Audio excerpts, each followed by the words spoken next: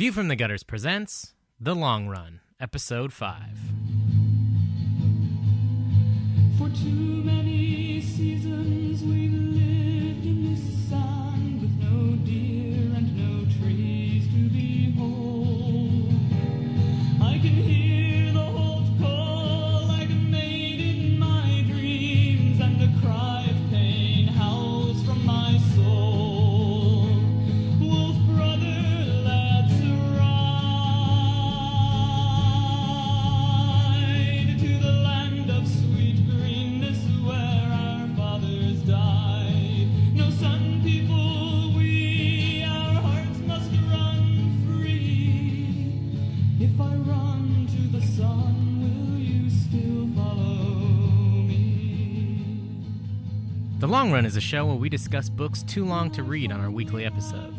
On this episode, we discuss Elfquest, the original Quest, Siege at Blue Mountain, and Kings of the Broken Wheel. Now you're too far away. You're not allowed to move at all. You have to sit perfectly still Not gonna happen. for 2 hours. I'm leaving in 90 minutes. For 4 hours. I'm gonna take the quick way down too. Right over Toby's head out the window. That window does not That go doesn't anywhere. go We already down. talked It about goes that. out. 15 times. No, it goes doesn't. out. It goes right into our neighbor's office. You would go out, That's and then you it. would have to climb 10 feet up a vertical wall. I can do that. Have you looked out our window ever? I think you guys are missing the fucking point. All right. You're missing the point that doesn't go anywhere. So you Is better it just in- go is- over Cade and get gonna- out the door that way. I'm gonna fucking set That this way. room on fire. Just go that way. All right. No. Welcome to View from the Gutters. Yeah. No. The long not run. welcome. Episode 5. Wow, 5. Yeah. 5 long That feels like a runs. weird number. We've been doing 30 it for weeks. a year now. I don't even know. Yeah. So Not quite a year. the long runs? Yeah, the first one was like June. Really? Yeah. Mm-hmm.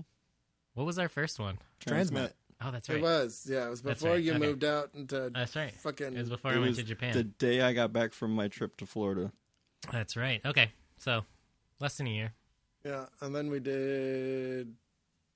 We can We go don't need listen to them. You can I just don't go look on the remember what they website. are It says what they on are. purpose. Like, I I'm- need to know. To buy a pension. I'm Andrew Chard. I've heard that I'm Joe Pretty. And I'm Cade Reynolds. And I'm Joe Pretty. and we're going to talk about. We're talking And about I'm Elf Cade I don't Reynolds. know. I mean, it Elfquest. might be. It might not be. I don't know. I have been waiting so long You're to so talk excited about today. this. I am super excited. You're more excited than when we recorded that bonus episode that still hasn't aired yet. I went into that bonus episode that hopefully will never air Yeah. with sort of an air of trepidation because I wanted to get mad, but I knew that I would get angry, and I don't necessarily like getting angry, even if it's sort of cathartic. Yeah. You won't like but when with we this, angry. like, I'm not angry at all. Yeah, you're this is excited. one of so angry. my favorite comic books ever. I have read this thing so many times, just Yeah. over and over and over again, to the extent where my copies, which I have sitting right next to me, are literally every single one of them is falling apart and Yeah. has been rebound at least once. Like I was I was- reading them again, I'm like, oh my god, I forgot how many pages had fallen out of this thing. I was thinking this morning while I was reading the last of Elfquest that you should digitize those. You should like scan them and save them because like legally you're allowed to have a backup copy. well, I mean, And there's if a digital anything- archive online. Yeah, but it's not that version. It's been recolored Eh, actually really shittily, and like to have your books, the ones so that you don't feel bad reading them anymore. Like you could save a copy for yourself. I'd and have just, to like, have a completely backup. break them in order to do that. Like in order Yeah. to do a good job scanning, and I don't want to do that. And then you could have them library bound. That would actually be rad. That would actually be kind of rad, but I am hopeful that one day they will like re-release the original versions. God, I hope so. But yeah, you want to talk a little bit about how you feel about this book, Kelly? sure. I know you've talked about it at length before. God, in yeah. Well, type, if in print, you're listening and you haven't read it previously, I did a blog post a couple of months ago, kind of talking about Elfquest tangentially, which is worth a read. yeah, I think. I mean, I And wouldn't you have can written read it on elfquest.com. You can't read it on elfquest.com. Elfquest.com linked to us very yeah. nicely and actually gave us a bunch of traffic. yeah. Which was really cool. But God, I have so many thoughts about this. I'm not really quite sure where to start. So I think I'm actually going to switch things up a little bit and talk about the art first, Okay. because I fucking love the artwork in these books. It is so gorgeous and so lavish and detailed, especially when you think about when this came out in the late 70s and the early 80s. Like, mainstream comic book artwork was not this detailed. And whose art are you talking about in this? Because there's different artists in the book. Because Wendy... It's Wendy Pini. Did the first... She did the original quest, and she did Kings of the Broken Wheel, but it's a different artist on the middle book, the Siege of Blue Mountain. Is it? Yeah. I'm going to have to look. I totally did not look at the credits, but I did notice that the art was not as good. It is not her. Okay, so she did the original art, but somebody else, Joe Staton, did the inks. Yeah, and it is not nearly as solid. It's not. It's not And also- as detailed. It feels kind of rougher and simpler and more exaggerated. And the letterer changed, or they decided to change the way that they lettered, which really... The letterer is Janice Chiang on Siege at Blue Mountain. And the original quest, it's Richard Pini. Yeah, and I Pini. really hate how they changed the way that they do their like mind meld thing. Because in the first one it's bubbles, and I love it. It's like bubbles with pink around it, and in the middle one it's like this weird boxes with the squiggles jaggedy on the end. I hate boxes. those. And in the And Kings then of the Broken Wheel, it it's goes like back to that. it's like bubbles with another bubble around it. Yeah. Yeah, there's definitely a bunch of changes that happen throughout the course of it, some of which I like more than others. Yeah. I noticed in Kings of the Broken Wheel, Winnowill sending goes from this really like ornate red and black stripy thing to just being black with like a white border. Yeah. Like there's definitely less detail after the end of book 4. But I still really like the art. When it gets back to Kings of the Broken Wheel, and it's back to like more of the traditional art, I was like, oh, thank God. Like, it felt like a breath of fresh air after Siege of Blue Mountain. Because reading... The thing that I Siege of noticed Blue most Mountain about was Siege really of Blue Mountain difficult. is that Cutter's hair got super spiky for a minute there. Yeah. And like in the first, in the quest, it's like very flowy. Mm-hmm. Almost, I mean, it's almost got like a water-like quality to it. Yeah. And I kind of missed that. And in Kings of the Broken Wheel, it's back. Like, it's back to being long again, so... I love how intricate Mm-hmm. the artwork can be, especially in book 3 when they first go to Blue Mountain, and just all the really cool backgrounds with all these like flowing shapes. Because I mean, obviously they've been rock shaping this environment for thousands of years, and it really does kind of convey the almost extraterrestrial beauty that they've kind of imbued in this place. While at the same time, it does feel like really, really kind of static and what's the word I'm looking for? To me, I was trying to think it's like the opposite of geometric. It's like super organic, curvy shapes. Yeah, but it kind of portrays that the fact that the gliders have become kind of this like really kind of aloof. Like they're not separated. Stagnant. Stagnant. Thank you. That is exactly the word I'm looking for. Like their entire environment is stagnant. Like it all feels really organic, but it's all made out of stone. Mm-hmm. It's not growing. It's not changing. Yeah, and it's all like monotone color. Like it's all very black and like very different from when you go to what's the city in the middle of the desert? The Sun Village. The Sun Village is Sorrow's like really End. Sorrow's End. That's what.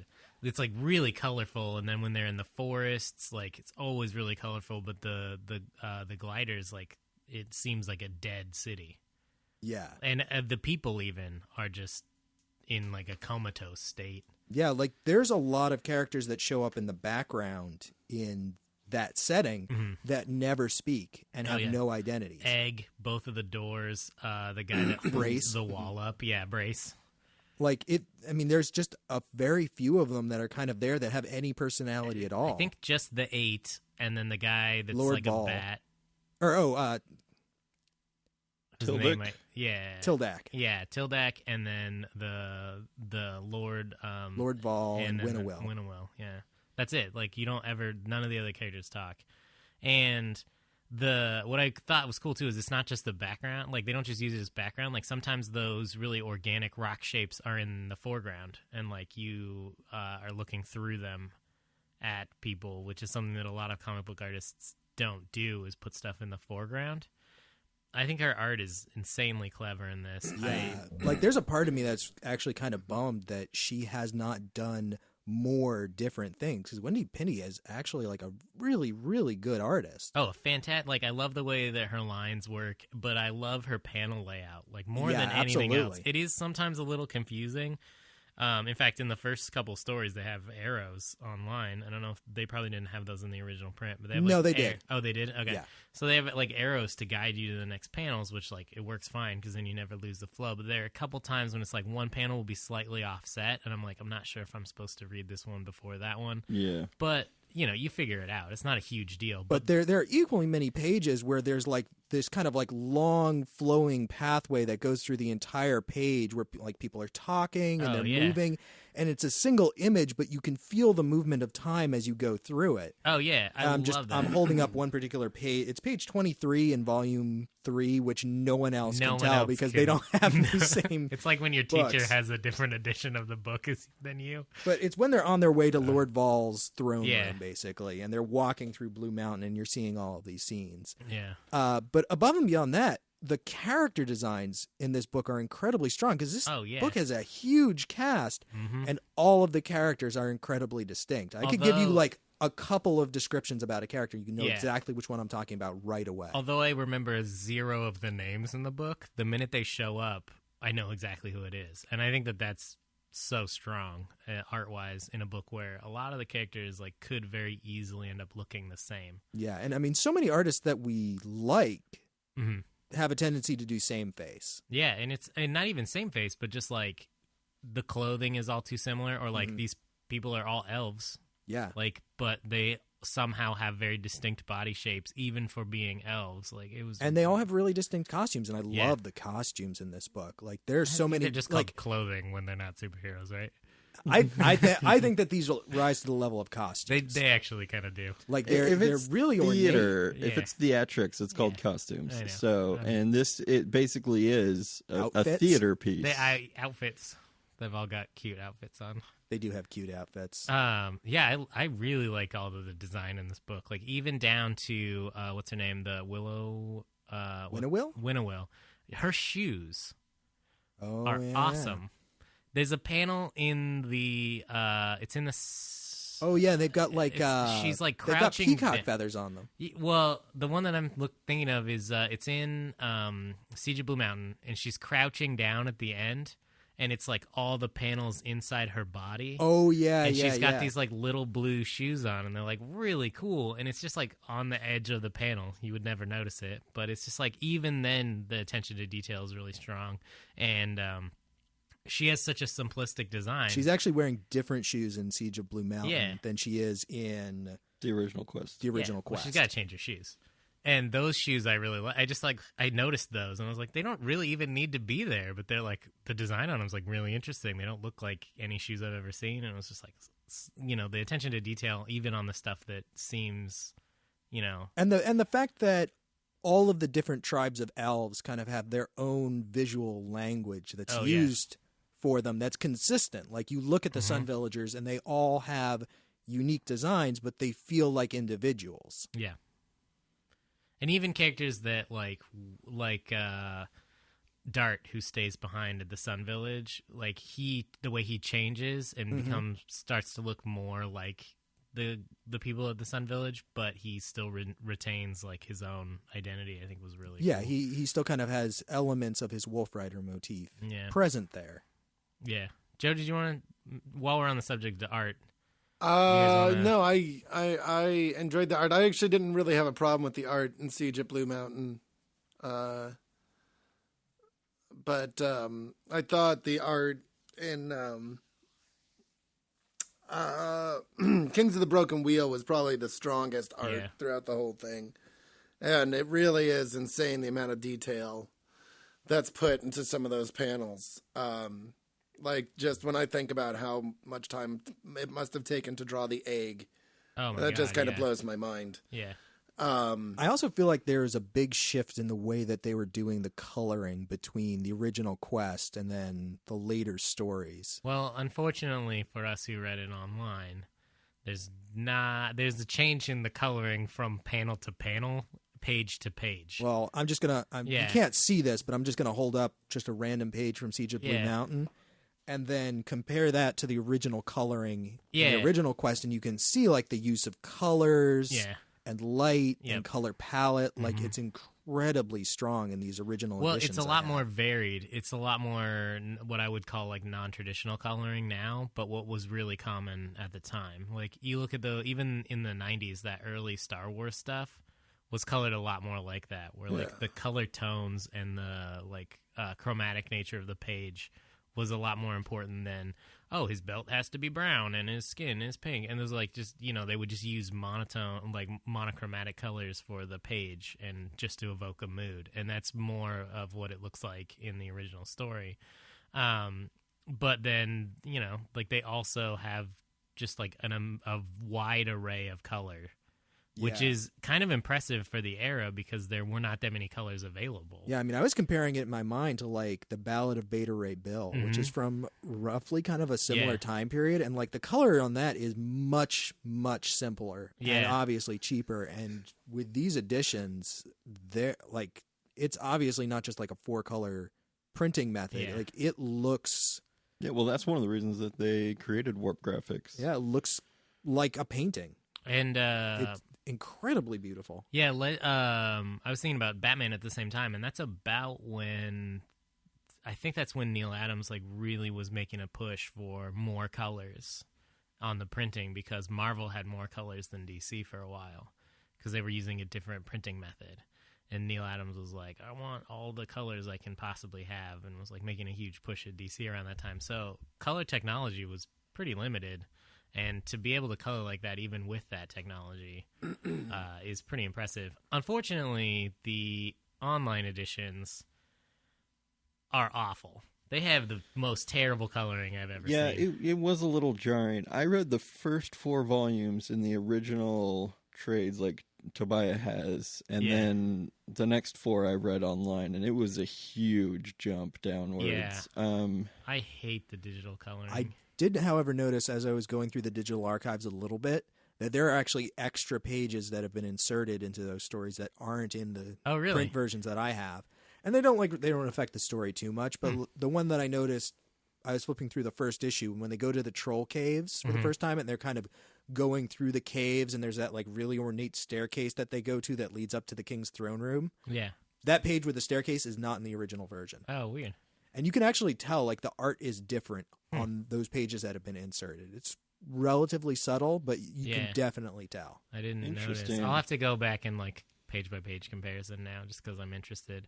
But I think it's just, like, a crime, what they did with the digital coloring, because it's just... It feels like it was done in a massive hurry because there's so much inconsistency just page to page with the colors, and they feel... like really rushed, and the attention to detail just seems a lot lower. And so I'm wondering, is that coloring the stuff from the hardcovers? It must be, because they post Dark Horse publishing them. They've released color editions now, right? I'm honestly not sure. I know there are hardcover color editions. But when did they come out? A lot later than these. Yeah, they're probably the digital color then. Because the Dark Horse ones, the ones that were digest size, those were black and white. Yeah. So, and I kind of wish I had read it in black and white now, because the coloring like almost destroyed it for me. I flipped through a couple that were the black and whites. It's unbearable for me. Well, I mean, you have the color edition, like the good color. Yeah, but even so, like there's so much that's lost not seeing it in color. Yeah, I think that the online color was bad to the point of detrimental on a lot of these pages for me, because it's just like, you would turn a page and it would feel like a totally different colorist had colored it, and it's totally possible that had happened. Yeah, I mean, that may very well be. And it just felt very... Could also be just the scannings from page to page had different color densities in the scanning program. I guess it felt very mechanical, the coloring, and not artistic. Yeah. It felt like someone who understood how color was supposed to work but wasn't like a super skilled artist. And it very much could have been just like this, if Cade's right in there from the hardcovers, and the hardcovers were from like the beginnings of digital coloring, that would make a lot of sense, because it actually does look like early 90s comics, late 80s comics that were being digitally colored for the first time, and they were just like not skillfully done. Well, they're doing the final quest now. Yeah. And there's a part of me that hopes that once that's done, they'll put together whatever deal they need to do to get like an absolute edition, like all the material in print in like 2 or 3 like hardback bound editions, and maybe recolor them well. I was in my head as I was reading, I was like, who would I want to color this? And I was like coming up with my wish list of colorists, and it's just like they're never going to be able to get these people. But well, who does the original coloring in the books? Is it?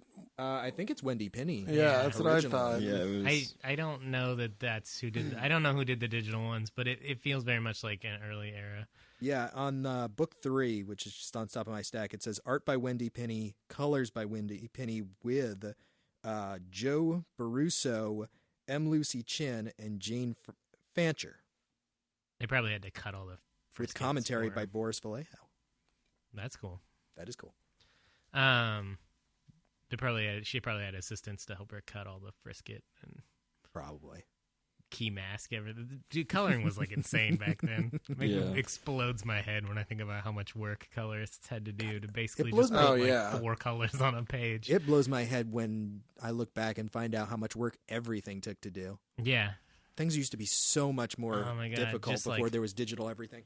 Lettering. I was listening to an interview with Richard Starkings, who was talking about like the history of lettering in comics. Yeah, because that's what he used to do. That's what he still does. Yeah, Comic Craft. Yeah, he created Comic Craft, and he was like at the forefront of creating digital lettering. Joe has just tossed me his phone, which says that the complete Elfquest Volume 1 is going to be coming out in paperback on August 19th of 2014, which is this year. And what does it contain? I'm trying to find that out. It's from Dark Horse. It's like we are able to predict the books that are coming out now. It's 720 pages collecting the entirety of what is known as the original quest. So the first 21 issues, or 20 issues plus an issue of back matter is what it has online. But this is in black and white. In stunning black and white. Well, that's better than regular black and white. Yeah, I mean, hope if I have to look at black and white, I want it to be stunning. I just want them to get like, oh man, my wish list of colors is too expensive. Yeah. However, well, and that's clear. That's why they're doing it in black and white. Yeah, and to be honest, like if I had to pick between black and white and the digital colors that are online, I would pick black and white every time. If I had, like I would love to go back and read this in Toby, the editions that Toby has. Well, I'm just browsing through Amazon, and you can find copies used on it. Like I just found Elfquest Book 2, new and used, from $20 on Amazon. Yeah, I think that if you liked this, if you read it in either black and white or for free online in digital color, like do yourself a favor and go out and pick up the originals, because it's cool to go back and look at those just historically, but also I think they are superior. So I wanted to mention something about the art. The scenery was absolutely gorgeous, I felt. Oh, yeah. Like, even in the backgrounds of panels, like, you can tell each page took a long time to do, because even the background scenery in a panel that's just a close-up of somebody, you'll see, like, trees and mountains and stuff in the background, and that is just gorgeous. Yeah. You don't see people put that much work into the background. The 400 times they had to draw the castle in Kings of the Burning Wheel, like, every time it looks just as cool. Even when it's little teeny tiny in her hands. Like, that castle is, like, super intricately designed. Yeah, this was obviously a labor of love. Yeah. I want to build that castle in Minecraft. Well, you should. That would be awesome. I know, right? Make it fly around. To me, this book is most... let me think how I want to say this. The thing that strikes me the most about this book, and the thing I think I'm most impressed with is, they were doing this by themselves, right? This is an incredible example of what, of how great creator-owned comics can do, and the scope of what you can do with your own property when you don't have to deal with editorial and you don't have to deal with a bunch of fucking like naughty continuity and you don't have to deal with deadlines and you can take your time and really express the world that you want to express. Because to me, the Elfquest is most successful as a built world. Like for me, I like the original quest the most, and from that I personally kind of lost interest as it went along. But that has nothing to do with the world they built. That just has to do with the kind of stories I prefer. I think that the original quest is the strongest of the stories. Yeah, absolutely. And I chose to stop at Kings of the Broken Wheel for a reason, because I feel like, after that they started bringing in more other creators. The quality was not quite as good. Like it kind of ran out of steam a little bit. But when it's strong, it is among the strongest comics I've ever read. Kings of the Broken Wheel was by far and away my favorite. Really? Because after reading Siege of Blue Mountain, I was like, oh my god, man, Toby told me it went downhill, but I did not think it went downhill that fast. Because of the original quest, I would say I like half to a third of it. And not because it's bad, but just because like it takes a really long time for stuff to really feel like a story is moving. Yeah, it is. It does take a while to get started, but let's move on and talk about the story a little bit. Yeah. And I want to hear your guys' thoughts, because I've been reading this book over and over and over again since literally before I could even read. I don't think I can even remember like the first time I experienced it at this point. So I kind of want to get the opinion of people who are newer to reading and appreciating this work. Cade, go ahead. You start. So I actually have read all 8 of these before. I didn't realize it until I was actually reading them again, but I had. The first 4 I've read, I want to say 3 or 4 times now, and it's by far my favorite. Just because, to me, the ending of book 4 can be the ending. It leaves off on such a good point, where in my mind, Cutter's always going to have these adventures, and you can think how Ember's going to grow up, and Suntop. I actually thought of Suntop going back and training with Sava, long before he actually does in book 8. Yeah. And so I guess for me, it's just that those original 4 are my favorites. I feel that they are held together the best. I think that for me, the beginning of the story is it starts off really slow. It's such a slow introduction to the world, but the world is interesting enough that it keeps me going. The first issues in which you're like meeting the members of the tribe, it feels it's definitely from a different era of writing, because I prefer a style in which it's like stuff's happening. Who are these characters? Doesn't matter. You'll catch up. Like you'll meet them eventually. But I don't like when you never get introduced to the characters. But I also don't like when it's like, here, let's introduce a bunch of characters to you and then tell a story.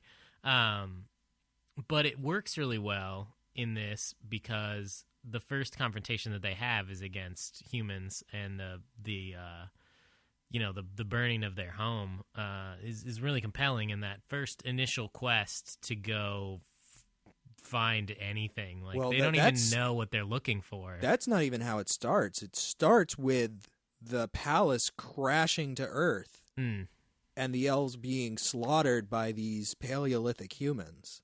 Yeah. And I think that's a very interesting way to start out, because obviously they knew where they were going from early on. Especially since that doesn't come around until really like the end of book 4. The end, yeah. And not even like it sort of comes to an end there, but like it really doesn't even coalesce in my mind until Kings of the Broken Wheel. Yeah. Where like they actually start to understand like what they can do with this, and like their power becomes more understood and their history becomes more understood.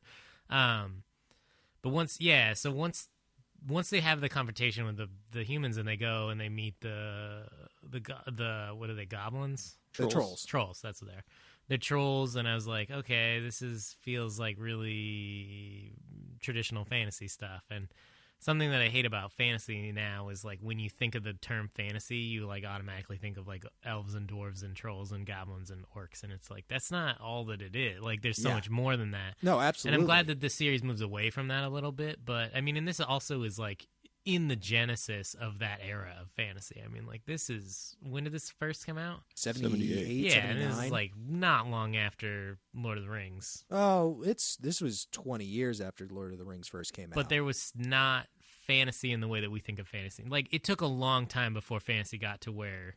Yeah, I mean, this was starting around the same time that Dungeons and Dragons was first being published. Like, so, I mean, like, this is essentially what I think. There's, like, Lord of the Rings fantasy, and there's, like, Conan, yeah, and, there's like and, high fantasy, and then there's, like, sword and sorcery. And there's, like, and Fafhrd and stuff, and that all kind of is, like, the genesis of fantasy in a lot of ways, like those. And those went on to influence stuff like Dungeons and Dragons, and this, and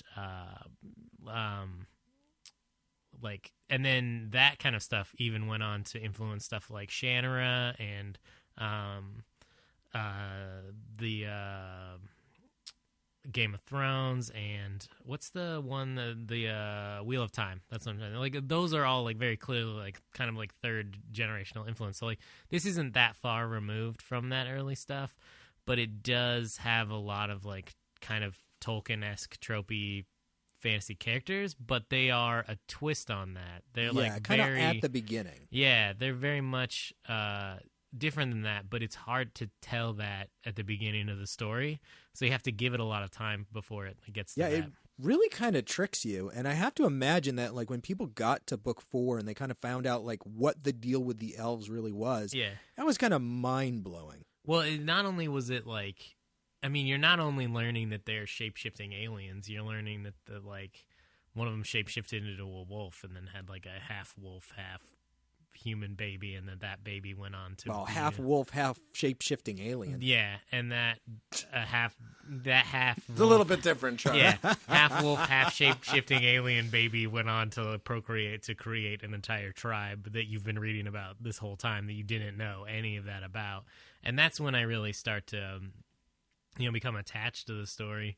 I think that the end where they're like the big combat basically at the end, when it's like from issues like 13 I think through 17, the war with the trolls. Yeah, I just burning through that. Oh, like God, yeah. Those books went by the fastest of anything I read in this whole time. So I was just like, yeah. And then I got to the end and I was like, I have no idea why any of that happened. And I think that the most confusing part of this whole story for me was Two Edge. Yeah, Two Edge. Yeah. You do not get him? Well, I know what he is, but I just like don't understand his motivation really. I mean, I know that he, like the inner turmoil he has between being half troll, half elf, obviously drives him, and that's the motivation he gives for creating this game. He wants to know which is better, so he knows what to call himself. Because his mother tortured him. But that's also a weird way to figure it out. Well, he's insane. His mother drove him insane because she's broken. I understand that. However, I think that like creating a game in which one side is clearly going to win does nothing. It does not help him Why is at all. one side clearly going to win? Because he made all that armor and what, like he loathes the sides. He was trying to even the sides, and when Picknose and his trolls come in on the side of the elves, that's what throws things out of balance for him. Yeah, he was making the armor for them because without the armor, trolls are far too strong. Yeah, except that they kind of, at the beginning of that story, when they come to the mountain for the first time and they get attacked, they get ambushed by the trolls after they're leaving Blue Mountain. And they only lose one guy. But that's to a small hunting party. But they still kill a ton of trolls. Like, these are not elves that are shitty at fighting. Like, these are not the sun-dwelling elves that are, like, you know, well, and that's far what away they from say. violence. There are 10 Wolfriders. Each counts as 3 men. They are insanely good at killing things, and I like the scene where what is her name, the healer, Lita, the first time she's really seen them be like killers, and she, and this is the first time she kills, and it like really changes that character a lot. And I like all the character development that goes through the story, but I still think that he, like, Two Edge, I get that he's insane, but that's still, like, it's the weirdest way ever to figure it out. And you really don't learn anything about where he's from until Siege of Blue Mountain, which is the only part of Siege of Blue Mountain I like. I do not like Siege of Blue Mountain at all. That was like pulling teeth to read that one. I was like, sorry. It's not. I think it's the weakest of the three. I've definitely stories. read worse things. Like, it wasn't awful by any stretch of the means. I was just like, I was just trying to get through that one so fast because it was like, well, I guess I'm past all the good stuff, and now I'll just like read what we have left. And then we got to Kings of the Broken Wheel, and I was like, what is this magical universe I've just entered? Like, time-traveling floating castles, and what? Like, it just got awesome again. It got, like, in everything that I didn't enjoy about Siege of Blue Mountain, it, like, put all the cool stuff back in, and, like, all of the interrelationship dialogue that's going on during Kings of the Broken Wheel, every character that develops there. I love the relationship between Cutter and the Skywise, whatever his name is. Stargazer. That sounds like a Stargazer. It sounds like a Transformer. His wolf is named Starjumper. Yeah. That's where I'm getting it all. There's no way I would remember the names. Like, I can't remember the names of a book with two characters. I'm pretty sure I can remember every single name off the top of my head. Yeah. I've read it that many times. I mean, I know what they look like. I just have a hard time remembering the names of everybody because there are so many and they are all weird. But I can definitely remember all of them. Well, you've read it like 100 times. I can remember the characters of books I've read. I remember the characters from Spencer books that are like unimportant background characters that never show up in more than one book. But I really like the relationship between those two because I think that they're more than soul brothers, and the amount of I think that this book almost suffers a little bit from being written when it was because first of all, they get away with a lot of fucking shit. Oh yeah. Kind of like flew over my head a little bit as a kid. Dance party orgy at the end of the sweet first pansexual book. fucking orgy. But Yeah. I believe that the Pinnies have come out and said fairly explicitly, like, no, Skywise and Cutter are more than just buddies. Yeah, they are. There's only, a couple reasons why you would tell the other person your soul name. I don't think or that they told each other their soul names. I think that they know. Like, Yeah. they just knew. Right. And they talk multiple times about how they love each other. Oh yeah. So, I think that they're kind of implying as hard as they felt like they could get away with. Oh yeah. What was going on between the two of them. I mean, there are actually like the amount of like non-traditional relationships and just like not just pansexual, but just Well, there's a lot of stuff going on. In Kings of the Broken Wheel, and I guess it technically is already going on. Polyamorous is the word Mountain. I was looking for. Yeah, Pike, Scott, and Krim are in a three-way relationship together.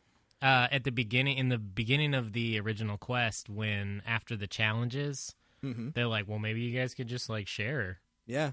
Like, that's suggested by a character, and it's like they don't seem offended by the idea that he's just like, I can never. Well, when they're having the big orgy with the go-backs, at one point, like, Lita's looking over at Rayak, and he's looking back at her, and Cutter's just like, go to him. He needs you.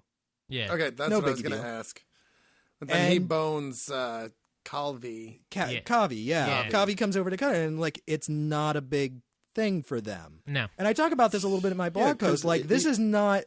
They do not have traditional, like, what we think of as mainstream human relationships. Like, as a race, they seem very, very They don't casual have about, like... heteronormative relationships. Well, they draw a distinction between life mate and love mate. Right. Yeah, Right. because The in the people that scene you nail itself, and the people that you live with. Well, in and the also, scene itself, they actually say some of them preferred to stay with those that they were bonded to, and others. well, and there's what's the one that we were just talking about, the leader of the Go-Backs. Kavi. She's talking to Rayak, and she's like trying to convince him, basically, like, oh, well, you don't have a life mate. You're better suited just for love mates, because, like, she likes boning him and doesn't want him to, like, go, basically their version of marry someone else, right? Like she wants him for herself, and the relationship between Dawnstar. What's her You're talking about True Stump and Clearbrook? No, the one with the blonde hair, the thin one with the blonde hair that has the flying baby. Oh, Dawn's. It is Dawn's. Dewshine. Dewshine. That's what it is. Don't shine. She has her kid is the guy, the bat guy, the Tildak. Yeah, and he is not there to raise the baby, so her lover dude helps her raise the baby. And it's like just I like the I think that it's way more interesting to have non-traditional relationships in books, because I've fucking seen guy meets girl, guys fall in love with girl, guy marries girl, and everybody's happy. I've seen that 400 billion times. Yeah, I think it's not great. interesting at all. I think it's even greater the fact that it's never acknowledged on the page like, oh, this is odd in any way. No. Like, it just happens. It's just, what if there was a world in which heteronormative, like, monogamy wasn't the norm? And I mean, it's like, Siege of Blue Mountain opens with Lita and now I'm blanking on her name. The girl that's with Red Lance with the green cap on. You're not going to get any help from me. Moon? Night Runner? Nightfall, yeah. Lita and Nightfall are just nude frolicking in the woods. Yeah. No big deal. And that's just how you do. replaces their clothes. No, it's Moon something.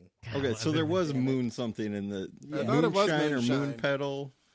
It was not Moon. Anyway, I mean, like, it's just, they're just naked all the time because there's no, like, social folk. Well, there's a scene where everybody's naked in Kings of the Broken Wheel. They're just they're like just chilling hanging there, out at the bathing. waterfall. Moonshade. Moonshade. Okay. Yeah, I mean, And here I was bragging. to be honest, like, it was a different time in America when, like, being nude around your bros wasn't a big deal. But I mean, it is now. It is socially Wait, a weird. do you mean I need to go put my pants on? No, we have a very special relationship in this podcast. That's why we podcast naked. However, there are a lot of people that would tell you that that's weird. No, totally. And the old men at the gym proved to me that is not, that didn't always used to be weird, because they will have a fucking 45-minute conversation with you with the junk out. And I'm like, are you going to put pants on at some point during this? 'Cause I don't know you Are that we well. podcasting? I don't Well, even yeah, know. like, is this... Do you want to start a podcast? Is that what you're trying to tell me? But, like, I mean, this is cool, but I feel like we should have microphones in front of us. and it's not like they'll just be like hanging out with their bros and like catching up old times, and they're just fucking hanging out naked, which is great, because the whole like your body is weird and you should hide it and whatever. I feel like is a stupid. huge product of our childhood specifically. Well, I think it's Like that, it's definitely a thing of the like. The reaction against the free love movement at the end of the 60s, early 70s. Yeah, I mean, this is definitely building on a lot of ideas that were prevalent at that time. Yeah. Along with kind of some of the older theosophic, like, planes of existence stuff that fed into some of the Marvel comics in the 60s. Yeah. With, like, weird psychic powers and, like, all the flesh molding stuff. I mean, Tildak as a character is really fucking weird. Oh, yeah. And not only that, but like the guy, he's like a tree. He makes the trees grow. Red Lance, and then the tree Rayak, shapers and the rock shapers. And then when the best part to me of Rayak's arc is in Kings of the Broken Wheel, when he just like goes all fucking powerful, and he's drunk on power, and he's just like, I have fucking all of the old one's power inside me now. I can do anything. We're time traveling and we're fucking everything up. And I love it when Cutter just punches him in the face. It's like, even he who can psychically move everything or whatever and mind meld with people, like, it doesn't matter. He just still gets punched in the face by Cutter, who's way cooler. The first book after Kings of the Broken Wheel is actually one that I still kind of like. And I would recommend it to you and other people. It's called The Hidden Years. And it mostly is covering the time that skipped over in Kings of the Broken Wheel when they're waiting for the palace to come back. And then there's one story, I think it's right at the end, where it's basically Rayak and Cutter after the end of book 8 kind of coming to terms. And they basically, the entire thing is them having a knockdown brawl. Cool. Like down in the troll caves, it's awesome. Whatever I think about this book, and I think this book is insanely important as far as just learning the craft of comics and like reading comics as a historian of comics. Like everyone should read this, and I highly recommend it to people because it is like such an important. It's obviously influenced so many creators and so many people, and one of the just like the panel layouts in and of themselves have influenced so many people. I love the 3 tall panels. On a page. Like, it's one of my favorite layouts that's in this book, and it's used over and over again in here. It's not something that you see very often anymore, but there's a lot of great panel there's work just in like this so book. much great panel design, and regardless of all of that, I want to read it all again in the original colors, and I want to read will the loan rest you of my it. books. Yeah, I'll probably just come over and read them at some point, but the because I don't want to lose them in the studio somewhere, but the I want to read the rest of this because I just want to see like the continuation of this world because they've created a universe that's really interesting to me, and I just think it's super cool. It is.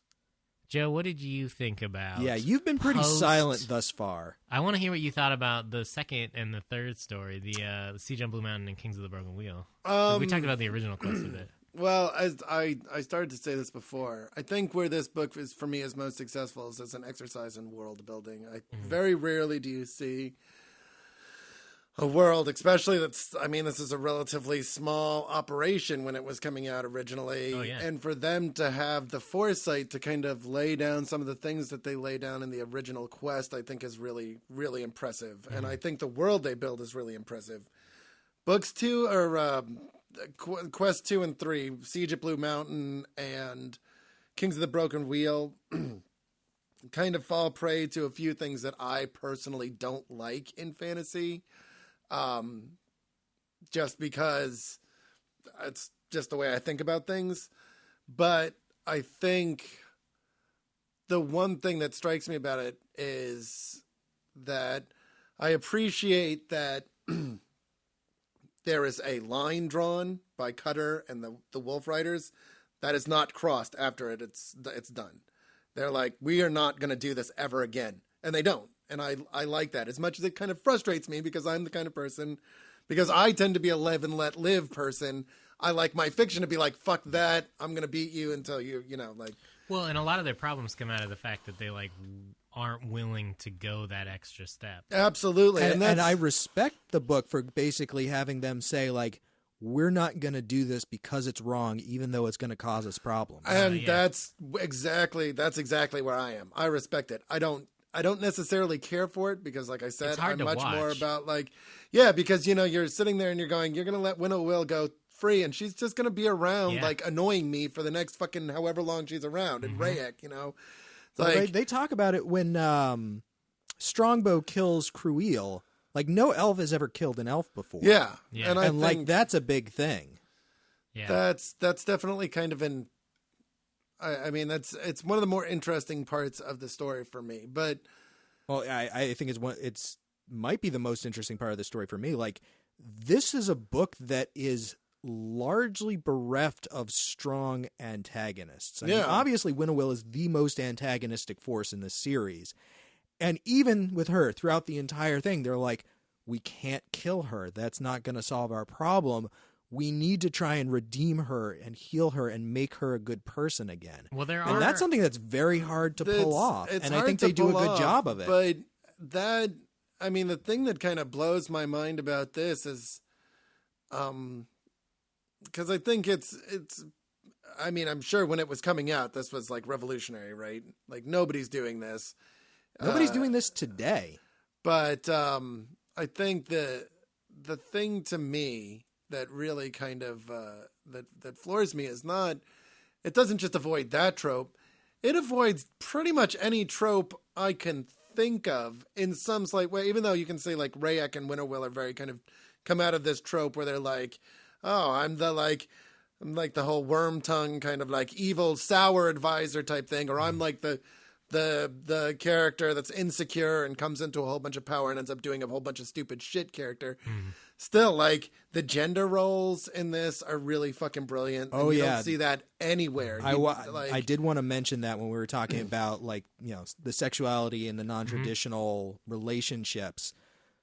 there are no gender roles in this whole there's thing. not. There's like just... from the very beginning, and specifically with Nightfall and Redlance's relationship, like he's the stay at home, take it easy, like everybody get along, like gentle soul, and she's like, no, I'm gonna go out and kill some motherfuckers. Yeah. And then I mean, it avoids that trope. It avoids the whole like. It avoids the tropish interaction between two clashing cultures too, by making most of the elves pretty accepting, except for the gliders and the Blue Mountain thing. And it's only certain gliders. Yeah, exactly. Because the king of the gliders is like, he's very cool. He's totally down. He's totally down to hang out. And then the glider that I'm so glad showed up again in Kings of the Broken Wheel, the blonde one that is Rory. That's all about what's his name? Skywise. Yeah. She was my favorite. I was so glad she showed back up. I was like, wow, yes, this is a really interesting character. I love her outfit. I totally like how they her and Skywise totally airborne. Oh yeah. I'm sorry, I was reading that part and I'm like, they totally got busy in the air, didn't they? Wait, That's what I would have done. I have to do this. Airboning. Yeah. The someday airboning will save your life. It's true. Airboning will save your life someday.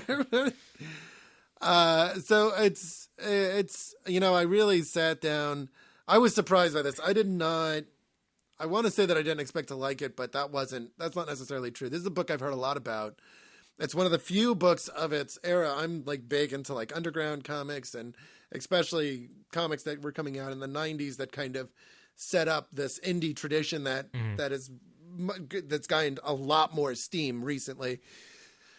And Elfquest was one of the few that I had never read before, aside from just like piecemeal issues here and there in like a bookstore. And so I was trepidatious.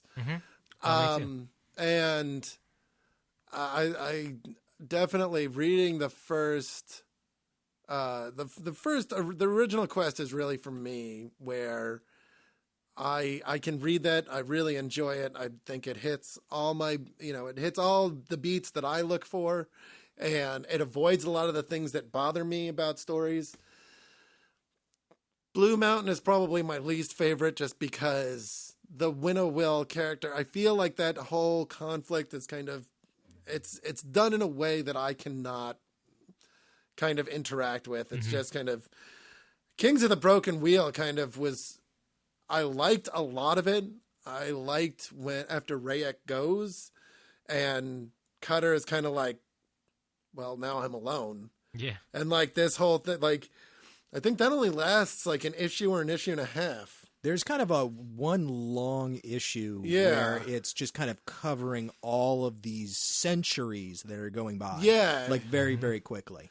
And you're seeing like just moments. Yeah. Yeah. And like, I will say this, for all that I kind of didn't care for Rayek being, and I think that really is what gets me, is I don't like Rayek the character. I find him to kind of... I actually found him really interesting because it would be very, very easy to do that character in broader strokes and make him more overtly villainous. Yeah. And they never do that. Like, he is an incredibly conflicted character because he's obviously like, I'm the strongest, I'm the best, everybody should do what I say.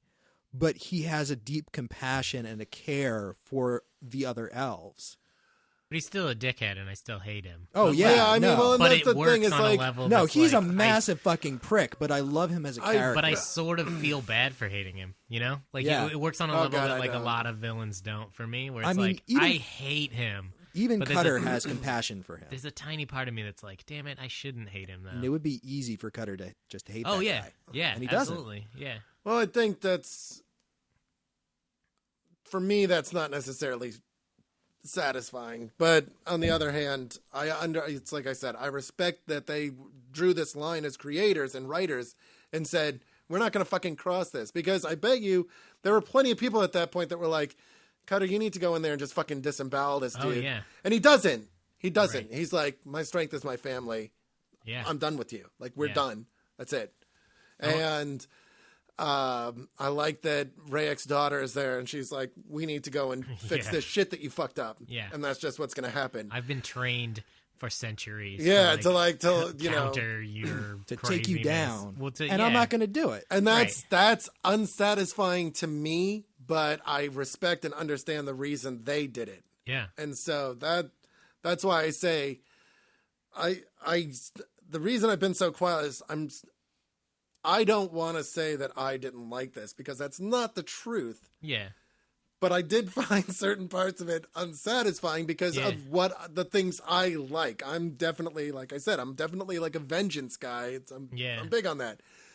But I'm floored by the breadth and depth of this story. And Cutter to me is, I wish there were more characters like Cutter. I wish there were more characters like the Wolfriders, and I wish there were more people telling stories on this level. I think also, is a great example of what something like Walking Dead could be if you weren't writing it to be violent and awful, but actually talking about what people would do when they were kicked out of the place that they had lived and the world had changed. Well, and also you have these the Wolfriders are very warlike. They're hunters. They're very violent, and when the time comes, if you're threatening their family or their people, like, they're gonna fucking die for what they believe in, and they will take as many people down as they can that are gonna hurt them. You see that with the battle with the trolls. You see that when they are first meeting the humans again, when they're like, this couple hanging out, helping Cutter heal, and he still wants to kill her. Like, there's a rage and fury in them. And yet at the same time... That's the second time they run into humans again. Because that small group of humans comes to Sorrow's End. Oh, that's right. And fucking Woodlock... Oh, yeah. Who is very, very chill among the Wolfriders. Mm-hmm. He's like, no, I'm fucking furious. I want to kill these motherfuckers. But at the same time that they have this character, they are also, in amazingly compassionate relationships with their friends, with their lovers, and with their animals. Like, these are people that are not one-dimensional. Yeah. Like, they're characters that just the huge amount of compassion that is showed for the wolves that they bond with is insane. The saddest part of this whole book that we read is when Skywise... Starjumper. When Starjumper gets too old to beat the other wolves and Skywise wants to interfere and save him, and Cutter stops him, is like, hey, you'll undo the way that things work. Yeah, this is actually something I wanted to talk about, specifically in the context of what we read on the last regular episode of the show, which was Day Tripper. Because I really didn't like that, and I was not emotionally affected by it, and Joe called me a robot. And I cried twice reading Kings of the Broken Wheel. Oh, I thought you were going to say in your whole life. No. I've cried twice in my life. I've cried at least 4 times in my life. Okay. But twice of them were yesterday when I was finishing Kings of the Broken Wheel. The first time was when Strongbow goes to the palace and contacts the spirit of Cruel, and he's like, he barely even remembers how he died. And for whatever reason, that just hit me like a ton of bricks. That he had been, he was killing himself with grief over killing somebody who was in the process of trying to kill his own son. That's how much these elves care about each other. Yeah. And the fact that, he just has this sense of catharsis, he barely even remembered how he died. It's okay. Yeah. You can get past this. And then again, right when the palace comes to the future, and Lita realizes how many thousands of years they've been gone, and she's like, "My soulmate is dust. They are all dead." And that look of just, I'm almost breaking up at this moment. I've seen that look on a face before. Yeah. I saw that look on my grandfather's face the day that my grandmother died. Yeah. And he was destroyed as a human being. Oh. He was just this shell of a man. My grandpa has had, when he was alive, he had, all this heart problems and all of these medical problems. And so it was always his joke that he's like, well, at least I won't have to see my wife die. I'll be the first to go. And then my grandma got cancer, and it took 2 months to kill her. Destroyed her. And the last 2 or 3 years my grandpa was alive, he was like, I was supposed to go first. What am I supposed to do with myself? And it was just awful. Like, that's the same look, you know? Like, just... Well, widowers don't survive very long after. I mean, he was don't. just crushed by it. And I mean, my grandfather went on another 10 years, but he was never the same after. Yeah.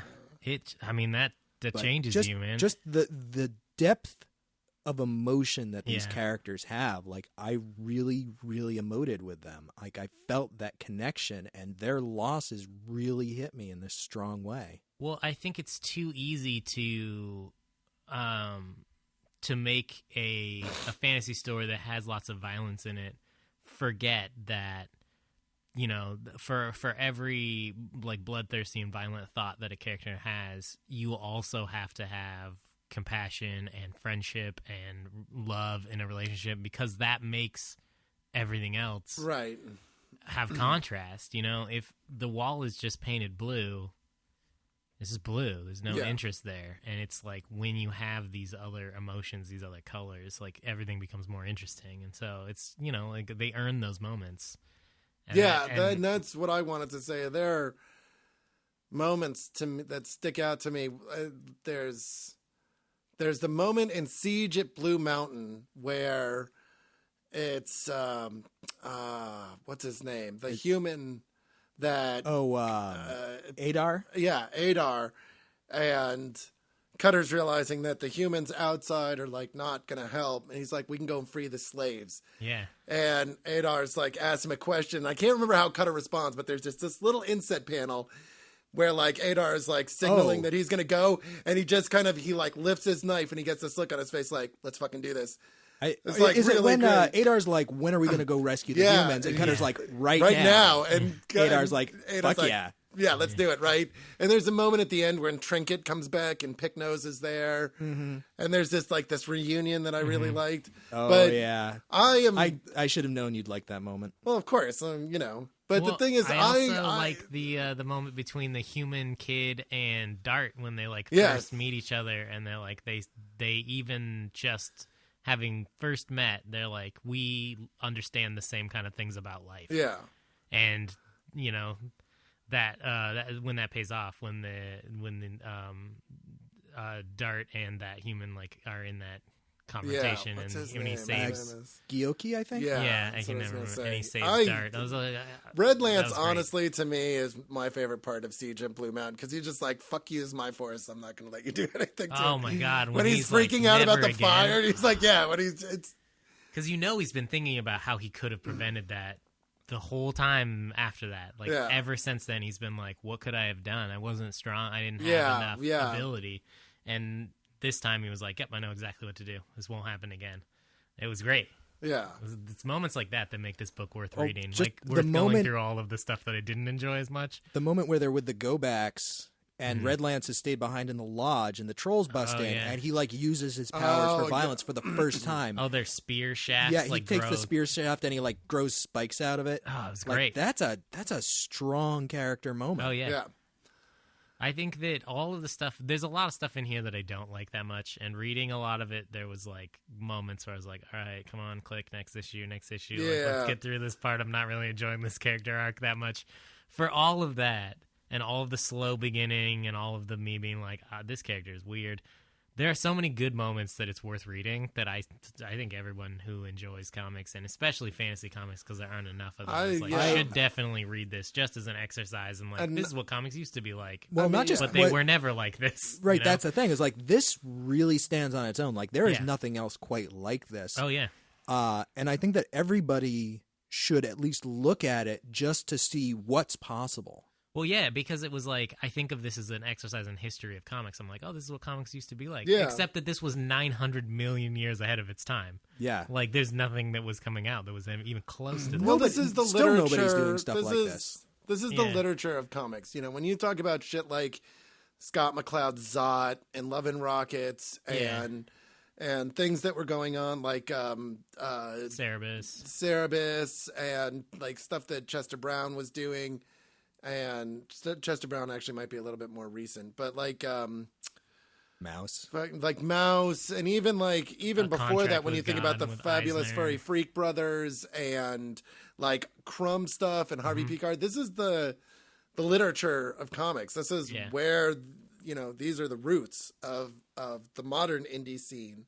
Yeah. And we talk a lot about superheroes because, superheroes are dominant, but also because of this is just a bad time for them right now. Well, it's also like a lot of us read superhero comics. Yeah, exactly. And they're like, easily relatable. It was hard relatable. to not have some kind of interaction with superheroes Yeah. because it was everywhere. But it's really amazing to think that a lot of times these were people working by themselves or with somebody that they could, like Harvey Picar, he couldn't fucking draw. Like he would storyboard out with stick figures and then get like R. Crumb or somebody else to do the artwork. Yeah. And like it was just a little thing that he was doing. They didn't have the backing of a major publishing house. Well, he was doing never able to quit his day job and be a he worked comic until super recently. He would have been able to, but he didn't want to because he was Harvey fucking Picar. But there didn't used to be indie comics. There were underground comics. Yeah, exactly. And that was the thing, is that if you were doing it, you were doing it for money secondarily, but mostly because this was a story you wanted to tell. You did it because you had to. You were compelled to do it, but also because it was something that you really gave a shit about. Yeah. And these were people that were being influenced by shit that, like, when you can look at, like, people around today, like we talked about Godland a few months back, Godland, and the art in that is very heavily influenced by Jack Kirby. There was nobody doing this shit in comics. These were people that were blazing their own path, and they were being influenced by the literature they had grown up with and kind of piecing together these stories. And, I mean, there are tons of guys that are around today in comics that there's no way that they would be here without the underground comic scene of absolutely. That. And even, I mean, to some extent, we call it indie comic scene now, but indie comics can mean anything from like Vertigo to stapled, put together yourself. Comics, and it's such a broad term, but the underground comic art movement that's still around today is very much a product of like that era of underground comics. But I mean, there's so much about this that I don't remember who said it earlier. I think it was Cade, that it was a labor of love, like, or maybe it was that was me. Yeah, that like you can feel it, Absolutely. And it's what I mentioned with Private Eye is like they're publishing it themselves. They're paying for it themselves. They're not collecting a paycheck off this, so it'll always come out because they're always going to be compelled to do it because it's part of something they really want to do. It's been 30 years. And it's just finally going to end. Yeah. Like, that's worth waiting for, Absolutely. Like, sometimes stories take a really long time to tell, but, and sometimes you go crazy right after you start them. But in 10 years from now, when it's all done and you can get the complete super over deluxe hardcover or whatever they do, like, it'll be awesome, You'll be able to read this complete story and that lifelong venture that they went on, you'll be able to relive it, and future generations will be able to relive it and like look back at that as just a seminal work of of the art form. Cade, you've been pretty quiet for a while. Was there anything that you kind of wanted to add? There was one thing I noticed when I was reading it, and I felt that it gave me more of an emotional tie to the characters, and that is the way that they're introduced. Each character, you kind of have to dig to know their name, because oftentimes they will, like, one that will call out the name of another, and you have to kind of look at each of the previous 5 or 6 panels to figure out who he's talking to, and because you have to do that to learn their names, you don't forget them as easily when you're reading it. And I felt that kind of attachment to the characters more so than in other books we've read. Well, they're so unique that you just like latch onto them immediately. Yeah. When you see them too. Yeah, it would be easy for some of the characters to be like background, like not defined. Maybe you have a name. And it's not like that. Every single character feels like they have a unique identity that is really strong and really presented well. Even a minor character like Woodlock, like he only has maybe one maybe 2 scenes where he has any sort of significance, but you still have a sense of who he is and what he's about. Well, I like the characters too that like start off as not super prominent characters, and then like they grow throughout the series, and everybody kind of has their own arc. Yeah, and that's absolutely cool. That was actually one of the strengths of the Battlestar Galactica TV series. Well, yeah, I mean, like whenever you have a huge cast like that, it's hard to balance, and it's something that Battlestar is really known for. But it's something that this book does like equally. Oh well. yeah, It's no, just, absolutely. Like, you know,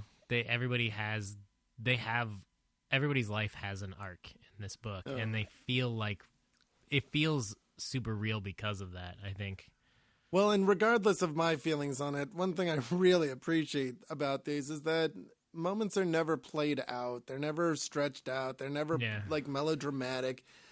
There's always a sense that something real is on the line. Like that this is something that's actually happening. And even though I kind of like because largely what happens to them in Blue Mountain and Broken Wheel is do their own doing, it kind of I can't really be like, whatever. But I still appreciate the fact that with everything that's going on, it would have been really easy for them to make those stories longer and kind of drawn out and really lose not just the momentum, but the dramatic kind of pace that they had set. And they don't. They just like, this is the story I want to tell. This is how long we're going to make it. This is you already have everything you need to know. So boom, boom, and it's done. Yeah, there's not a lot of wasted space. Yeah. Everything feels like, I mean, it is definitely an older era of comics. You have thought balloons and psychic projection and word balloons and like narration. Like you have a lot of stuff going on to fill that. So sometimes it feels like, oh God, I'm just like trudging through words, but they're not wasted. Like everything is important. Like the stuff that they're showing you will have a bearing on the story. And that was something I didn't notice. I didn't realize early on while I was reading. I was like, who are these characters? Like, who cares about all these trolls? And then they're still in the fucking 8th volume. Like, they're major characters. You know? But it's because I'm so used to reading, modern stories or, like, Conan-style fantasy characters where it's like, and then they introduce, like, a bunch of guard characters. And it's like, well, but clearly, like, they don't fucking matter at all. Like, they'll never be in the story again. But it's like, this is more like Star Wars. Yeah. Where, like, every character that has a name is important. Yeah. And you'll see them 800 million times because there's only 10 guys in that universe. It's like if Tom Bombadil had showed up at every point that was important. I don't know why Tom Bombadil, just what I thought of. Well, who's the bear guy from The Hobbit? Bjorn. Yeah, right? It's like you see very little of him after that. And no, he's kind of in that one part, and then he's gone. Yeah, it's like, never see him again. What if he was throughout that whole book just like kicking ass, and they were just like, "Oh, it's Bjorn. He just kicked some ass. It's pretty good. How you doing, Bjorn? Kicking ass? Good. Let's go." Well, it's like the end of Lord of the Rings versus the beginning of Lord of the Rings. Yeah, like you meet a fuck ton of characters at the beginning of Lord of the Rings, and they don't really matter.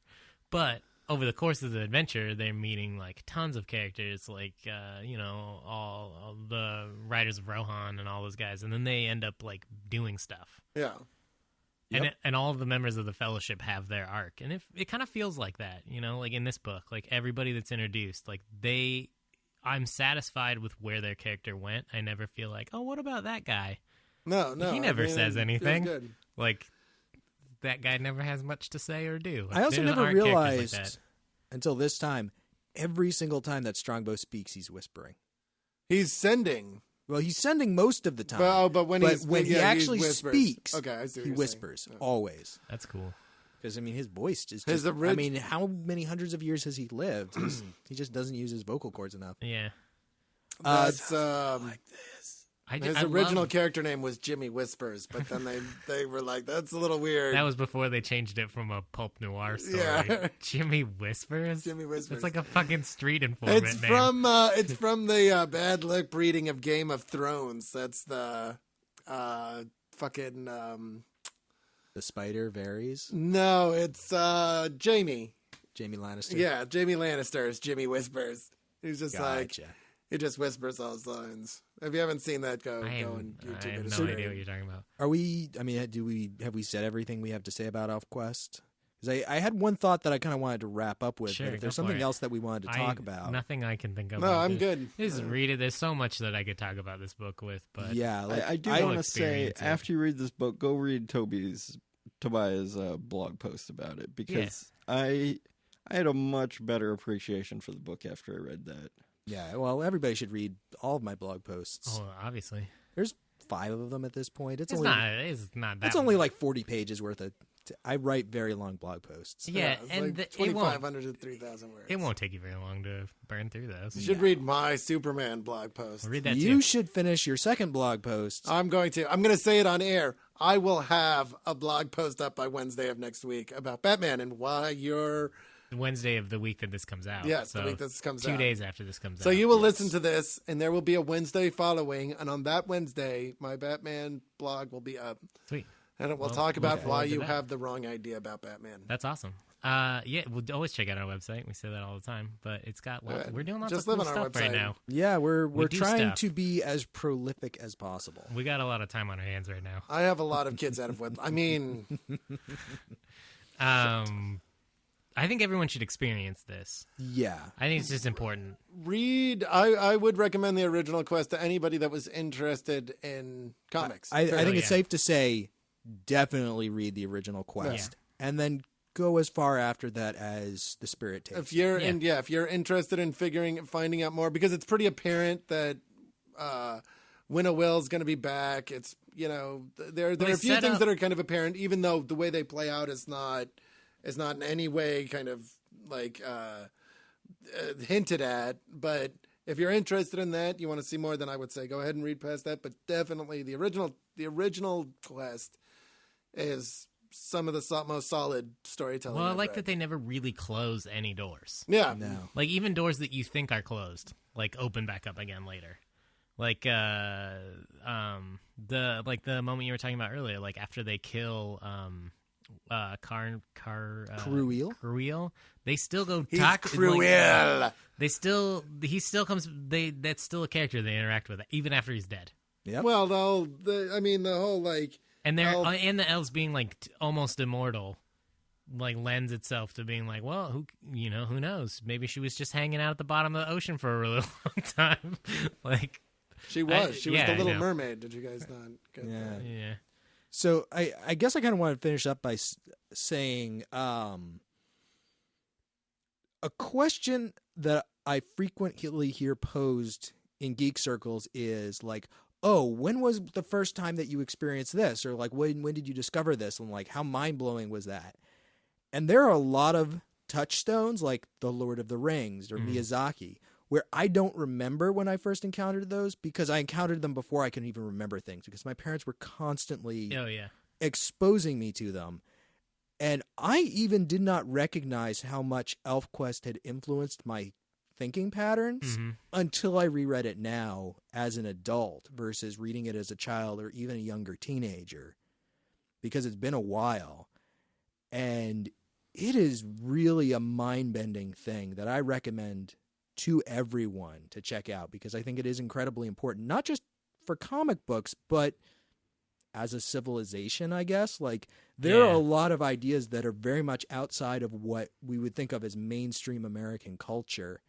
And I think it's good for people to be exposed to those ideas, if for no other reason than just to think about them and really consider them. Yeah, I've always thought like because of, like we live in a very progressive state, the state of Washington, and so I've never really considered myself to be homophobic or racist or any of that. Like, I'm sure that I say stupid shit all the time, but I've always wondered like where that comes from because it's not my upbringing. Like, my parents were not like that. They were not like be accepting of everyone. Like, that's basically the opposite of what they've always said. They're not horrible people, but they're from a different time, and it's weird. And I've always wondered like where does that stuff come from? Where does the like ideas of acceptance? It comes from stuff like this. It comes from fiction. And I realized when I'm young, like the stuff I read influenced me so much. I think stuff like this really, really influences the way that people think. So I think the more you read, like obviously the more you're exposed to not only different ways of thought, but different places, When you're young, you don't have money to travel everywhere. You can't go see the world, but through stuff like this, you can see worlds that have never even existed. And I think it changes the way people think. Yeah, I definitely think a lot of who I am is because of the things that I read as a kid. Oh, absolutely. And a lot of those things I read because my parents just put them on a bookshelf that was accessible to me. Yeah. And I picked them up and absorbed them. Oh, I remember doing that with Lord of the Rings. Like, no one ever put that in my hands. I just thought it looked cool because we owned it. Yeah. I just think it's important. But to kind of finish, in the past on this show, there have been more than one moment where I've gone, oh, that's a reference to Elfquest. That's awesome. Specifically with like Brandon Graham, where he just like quotes a line from book 4. And the reason why I think that's so awesome is because I think that this book is awesome. And the fact that an author is making a specific reference to this tells me like, oh, you read that too, and it had an impact on you. Oh, yeah. And that's something that we share. And now I know something about you as a creative person, that this is a story that you care about. Yeah. And that makes me like your story more. Yeah, I mean, a good example of that in Hollywood is Kevin Smith and the Star Wars films. Makes a lot of reference to them, and people who like Star Wars will... Venture Brothers makes like a fucking million Star Wars references in the beginning. Venture Brothers seasons. makes references to fucking everything. But they made so many references to Star Wars that at one point in the commentary they're like, no more, we're never making Star Wars references again. And to this day, like, they haven't that I know of. But that's what endeared me to that show so often, is like once you share something in common with someone else, like, that's awesome. I started a Tumblr for the show, and I'm following Brandon Graham on Tumblr, and his Tumblr is awesome because it's just like a collection of a lot of shit that I really like. I follow him on Twitter, and he posts a lot of good stuff. He's just like a super I interesting follow dude. him in person. To his I home. shouldn't have said late that at out night. loud. Shit. Considering you're going to try to go get an autograph from him at ECC. I already got his autograph. Yeah, well, you guys got it for me. I got it, and then I gave it to Chard for his birthday. Because I couldn't be there. I got sick and couldn't go That's to true. Comic-Con. No, I got that you was back. really So crappy. it's on the wall behind you. It is. Prophet number 9, signed by Brandon Graham. And Simon Roy. And It's Simon not Roy. number 9. Yeah, it is. No, it's the No, first. 'cause it started with oh, 21. Sorry, 21. Yeah. That's what it is. But now that you guys have all read Elfquest too, Mm-hmm. I hope that you'll appreciate why references to Elfquest specifically mean so much to me. Oh, definitely. Oh, well, I mean, I think it's a reference done well is it's a wink, right? It's like yeah. we're in the same it's club. It's not just the reference like, oh, they made a reference, aha. It's that this story I think is very, very important. Right. Oh, yeah. And I recognize like when somebody else says, okay, this is also something that I feel is important, like that means something to me. Oh, yeah. So I totally agree. Yeah. And it's Joe's right. You know, it's that wink. It's that we're in the same club. We get these in jokes that we share as part of our culture, and I think it's awesome. No, it's it specifically when it's a work that influenced you as much as as this. Yeah. You know, if anyone ever makes a Jurassic Park reference, like, that's my favorite thing ever, because that book I read like 100 times when I was a kid. Well, it's like in the first season of Archer, there's the episode. I couldn't remember that fucking word for some reason. There's the episode where he's training Cyril, and Cyril accidentally shoots the hooker that's there, and Archer's like, "Don't talk about a Chekhov's gun to me" or something, and he's like. Yeah. That's like totally, there were 5 lit majors out there somewhere that going, oh my God, I know what that means.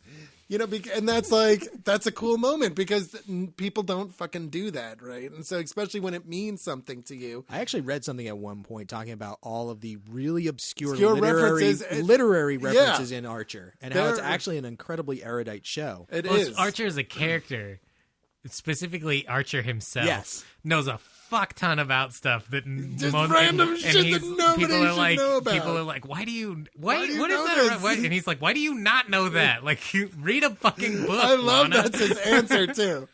That's one of the things I loved about The Simpsons in its early days because they do yeah. things like, you know, blah, blah, blah, blah, blah, Pablo Neruda. And Bart is like, I'm familiar with the works of Pablo Neruda. Yeah. I mean, it's a very, well, and that's Matt Groening as a greener is totally about that because there's all kinds of there's this great reference in Futurama during the robot episode where the robots are overheating the world, where there's like it's the loudspeaker robot, and he's talking about the summit in Kyoto, and this guy wearing a white lab coat runs up and is like, I have a degree in homeopathic medicine, and it's from Evergreen. Yeah. And it's like, it's literally on screen for maybe 10 seconds. But if Not you even notice 10. it, you're like, I got an evergreen. Yeah. Fuck, what have I done with my life? I ask you that daily. Don't they even say, yeah, but it's from Evergreen? So it No, he doesn't says matter. you have a degree in baloney, Oh. which is how I feel about most. I think it's No, how most people feel about evergreen Yeah. degrees. Well, But- and homeopathic Medicine. medicine. But that's It's neither here a nor there. load I of mean, phooey. it is nice Fooey? to know. Phooey. Not hooey. No, but phooey. Phooey, not As in hooey. Hong Kong.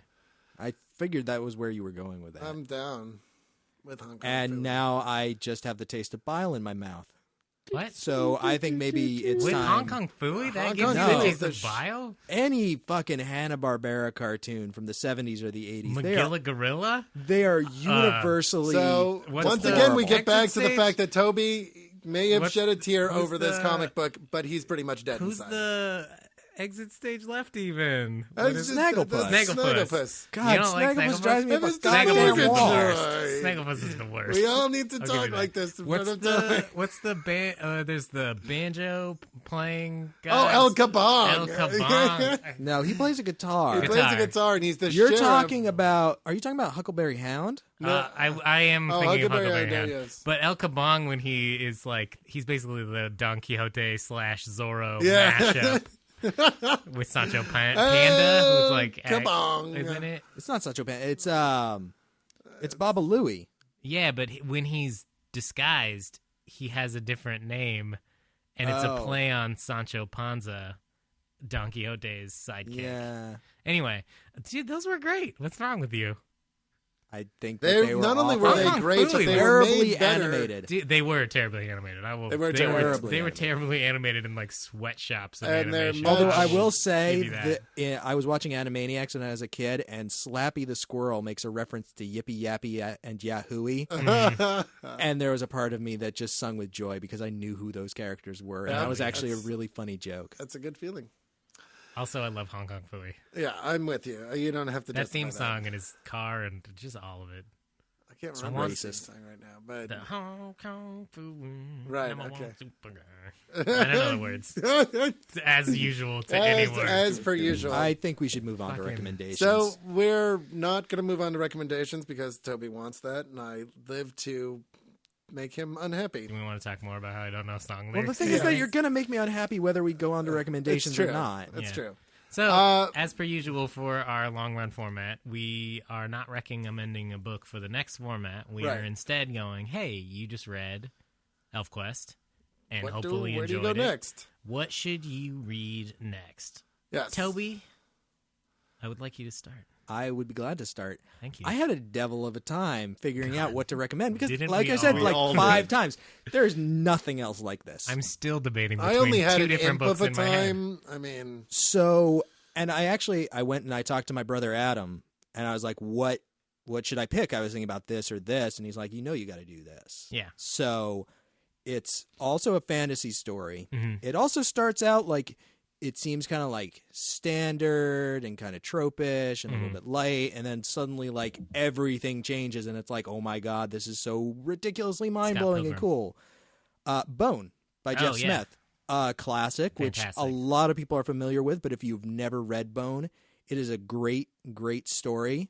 And it's kind of like if Donald Duck suddenly found himself enmeshed in the Lord of the Rings. Yeah. It's these 3 cousins, Phone Bone, Smiley Bone, and Phony Bone, Huey, Dewey, and Louie.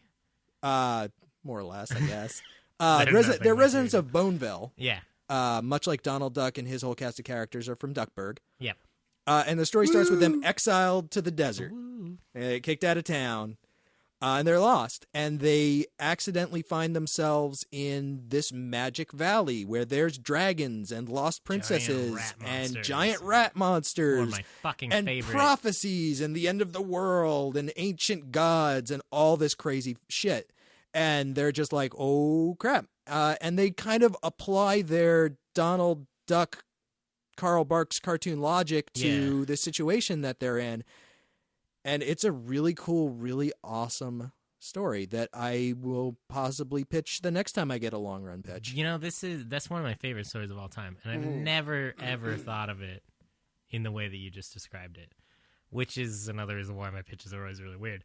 But no, it totally makes absolute sense, and I love it. But you want to talk about fucking character design and layout and panel flow and storytelling and art and everything that is good about stories. And just literally a textbook in how you make sequential art. Bone is, you can't really get much better. It's one of the master works of the modern era. Oh, absolutely. I agree. It literally is like, if you want to make comics, it's like, well, here's a textbook. Here's what you need to fucking know. And it's great. And you absolutely should. And that is a fantastic pick. Thank you. To follow up on Elfquest. And I didn't even think of it. And now I'm mad at myself. I wasn't going to pick it until Adam pointed it out. And then once he had said it, I knew that's what I had to pitch. Mega kudos to your brother then. Thank you. And I'll pass those along. Yeah. So, Cade, you liked Elfquest. What else would you suggest that somebody read? Yeah. Okay, so my recommendation is way the fuck out of nowhere. As per usual. Yes. I did not expect that from you. Because I looked at my bookshelf and I'm like, there is literally nothing on earth like Elfquest. There are 400 books of Buffy the Vampire Slayer and 3 Green Arrow books on your bookshelf, Cade. Pretty much. I think that... Frey might have been a good one to bring. Yeah. That is good. But no, so... just like last time on the long run, I had to start thinking about how the book made me feel when I was reading it. And Elfquest obviously made me feel like a kid again, because that was the last time I read it. At least, well, not really, but more or less. Yeah, more or less. The first 4 I'd read the first time when I was a kid. So. A kid at heart. Exactly. And so I was thinking, this book made me feel kind of giddy and upbeat. What other books can make me feel that way? And the one that I found on my shelf was Oh My Goddess. Oh, nice. By Kosuke Fujishima. Pretty sure I butchered that. But it is a manga about a young guy who dials a wrong number and has a goddess come live with him. Well done, Dick! Like happens to you. That's the only thing I can think of when I think of Oh My Goddess. Well done, Dick! I've never seen the anime, so I don't know the... It's the way that they give... I really honestly think that they give characters names that will be hilarious when they're said in Japanese, because there's no translation, so the name is just the name. Yeah. So this book makes me feel like a kid again, and young and giddy and whatnot. So I guess if you did feel that way reading Elfquest, which I did, then pick up Oh My Goddess. That's a really good call, because something that I thought of over and over again while reading Elfquest was like how manga influenced this was. And so we say there's nothing like this in comics. I will amend that to say there's nothing like this in Western comics. That's fair. Because there are definitely some stuff in this book that I was like, yeah, that is a super nod to manga in the best possible way. I agree.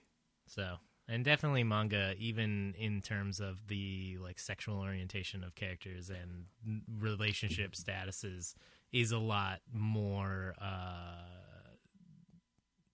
I don't want to say liberal, but open, fluid. See the Pennies are going to be at Emerald City, which is going to be happening in a few weeks. Now I want to go ask them, like, how much manga did you actually read before this happened? Because they were doing this in their late 70s. How much manga was really available in the United States at that time? There was manga available in the U.S., and I'm sure as comic book artists and fans of sequential art, they could get their hands on it, even if they couldn't read. Lone Wolf and Cub was big in the 70s. That's absolutely true. There are artists who talk about getting French graphic novels like as early as like 60s, 70s, and being like, well, it never was translated into English, so I had no idea what it was. But I was an artist, so all I cared about was like panel layout and page layout and stuff. So that would be a fantastic question to ask them. Is like, who are their influences? Like just in general. Actually, I would love to know. I'm going to just throw this out as a bonus reference because I haven't actually read any of it, but I've seen bits and pieces here and there. Another thing to check out might be Mobius. Yeah. Oh, yeah. That was my pick. Thanks for ruining it. Really? No. Oh, thank God. No, I know what Char's bringing. was big because I forgot to fucking bring it. Well, you think that I'm going to bring that because it's one of the several things I haven't decided whether or not so I'm going to pick deciding. yet. All right. So, what are you going to recommend? Well, John? as I really had no idea, and then I kind of went sideways rather than direct, and I thought that we're talking about important indie works, and so I would recommend Usagi Yojimbo by Stan Sakai. He's also going to be at Emerald City Comic-Con. And is another of my favorite comic artists from when I was a kid. And another person that has been doing the same character in the same basic style for 30 plus years. And I'm just going to throw this out since we're talking about him right now. His wife is very ill right now. There are fundraisers going on to kind of help pay for some of her medical bills. Actually, there's a big one going on eBay right now, which I had meant to talk about in our Back Matter episode and completely got pushed out by me talking about Constantine. So if you've read and appreciated Usagi Yojimbo, or just if you care about somebody in need, you may want to check that out and contribute There's something. some amazing artwork being auctioned off, too. So if you have the extra cash and you're a fan of comic art or graphic and sequential art, go and check it out because there's some amazing... I cannot remember any names right now, of course, but I've seen a few of the pieces that are being auctioned off, and they are stunning. And Stan Sakai is really an incredible comic artist and a really great person. And incredibly, you want to talk about manga influence. Lives in Hawaii. He's of Japanese. I mean, he's Japanese American, isn't he? I believe that he is half Japanese, half Hawaiian. Yeah, and I mean, got his start lettering for Sergio Aragonés. Of Gru fame. Yep. Yes. So Usagi Yojimbo is great stuff. It's a lot more violent. It's violent, but it's generally pretty cartoony. I mean, violence. it's cartoony, but it stands in stark contrast where you have Cutter, whose kind of violence is a last resort to protect his family, and Usagi is like, if you step up on me, I'm gonna fucking take you down. So, but check it out. It's great stuff. It's recently been recollected in hardcover. Yeah, but you can also get it in really nice trade paperback from Dark Horse. Yeah, They've been and doing a good job. there's 20 or 30 volumes. It's close to 30. I have the first 22 volumes and Space Usagi. Nice. Which was awesome. And follows the rule of when you add space to something, it immediately becomes 10 times cooler, 12 times cooler. Oh, it's super cool. Genosuke, the rhino character, has a cyber horn. Fuck yeah, Genosuke. The Usagi Yojimbo is worth reading just for Genosuke. Oh yeah, absolutely. It's a great series. And if you're a fan of like Cowboy Bebop or Teenage Mutant Samurai Ninja Turtles. Champloo or Teenage Mutant Ninja Turtles or any of that kind of cool stuff, you're gonna fucking eat up Usagi Yojimbo. So Chard, I did want to mention though, while we were talking about Stan Sakai, the charities that are helping out. Something we've never talked about before on the show, I think, is the Hero Initiative. Yeah, no, we've mentioned it. Have we? Okay. Yeah. Which, if you're ever looking to pick up some amazing artwork at ridiculous prices, always go to the Hero Initiative, because the Hero Initiative is set up to help creators who have fallen on hard times. Maybe they can't find work anymore because, health issues, or maybe their family needs help, or whatever. The Hero Initiative does some fantastic fucking work. So I heartily recommend everyone look into that, because a lot of these creators are from an era in which they were not appreciated or paid well for their work a lot of times, and so unfortunately they don't have the best medical care that they can get. And so look into the Hero Initiative, and definitely our thoughts go out to Stan Sakai and his wife. So that's really good. The first thing that I thought of when I was reading this is a book that we've recommended and talked about on the show. And is it Invincible? No, it's always Invincible. And I've wanted to go back because I've since read more than just the first volume, which is what we talked about, and I absolutely fucking love this series. It's one of my favorite things to read. But we've already talked about it on the show, but it's Brandon Graham's Prophet, because I've actually been thinking about pitching Prophet again. Yeah. Because it's going to be wrapping up. It's going to be done in a couple of months. And I was very strongly considering, we should just talk about it again because it's only like 20-something issues. We only talked about the first 6. We talked about the first 6. All told, it's going to be like 24, 25 issues. Yeah. I would be totally down for that. Yeah. And I've never read it nor talked about it on the show. Right. And so I want to throw that out there as well, as if it's like, if you're looking for stuff that is groundbreaking and ahead of its time, and you liked that element of Elfquest and how just different and forward-thinking and, interesting and unlike so much that's going on right now, but with a heavy manga influence and the fantastic. I think it's a lot more And space. Euro comic influence than manga influence. Brandon Graham to me, and especially like after following him more on social media, like is massively influenced by manga, and maybe not in his art style so much, and maybe not in the presentation of the book, which I totally agree. Well, I guess I'm thinking Euro-comics. about Simon Roy's art. Yeah, really. absolutely. Like the presentation of the book is very Eurocomic. You could definitely see it on the shelf next to like Orbit or Moebius's work. Yeah, I mean, I guess if we're talking about like King City, he is definitely very manga and influenced. like I think a lot of his sensibilities as far as writing plot and story and what happens to characters is absolutely manga influenced. So yeah, I guess I'm going to retract my statement. so I think you should definitely check out Prophet, but we already talked about that, so it doesn't really feel like a recommendation because we've given that before. So the whole time I was reading this, all I wanted to read was this weird trade paperback that I found at the shop that I was working at for like really cheap because it was old, and it came out in 1986, and it is Elric. Written. Nice. It's based on the original Michael Moorcock story, Elric, and it may be called Storm Breaker or whatever. Stormbringer. Bringer. His But sword. I think it's just called Elric. But the trade is just called Elric. I was thinking the first book is called Stormbringer. Oh, okay. But the trade that I have is called Elric, and it is just like an awesome fantasy story. And it was my first introduction to the character of Elric, who is an amazing character and part of a much larger universe of novels, and basically is Michael Moorcock's masterwork. It's his magnum opus. Yeah, man. that's what I was looking for. And if you've never been exposed to Elric as a character, he is essentially like an elderly elf character. Well, he is a timeless. He's the last ruler of Melnibone, which is Right. this city that was built by these kind of high elf type people.